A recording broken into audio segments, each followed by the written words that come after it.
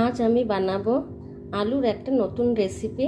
দেখুন, প্রথমে আমি কাঁচা আলুটাকে আমি আগে ঝিরিঝিরি করে নেব।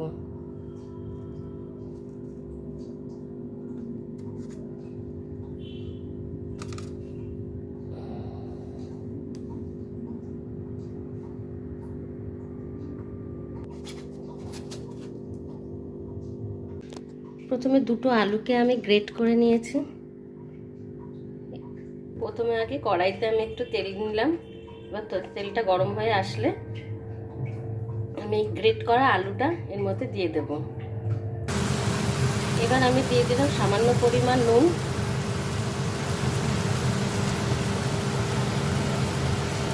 আর একটু হলুদ।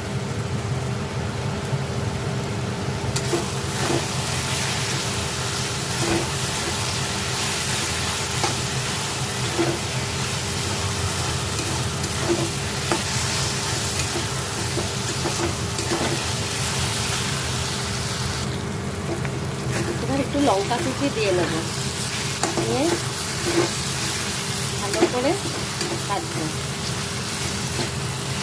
আর একটু কালারের জন্য আমি একটুখানি লঙ্কার গুঁড়ো দেবো।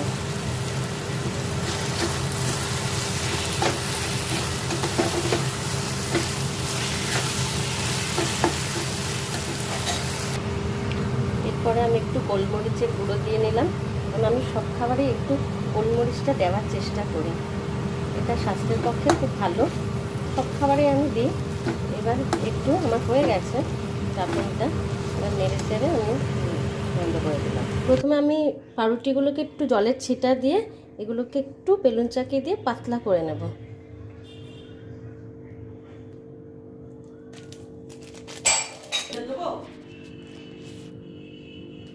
প্রথমে আমি পাউরুটিগুলোকে চিজগুলো রেখে তারপর এরকম পুর দিয়ে নেব, ঠিক আছে।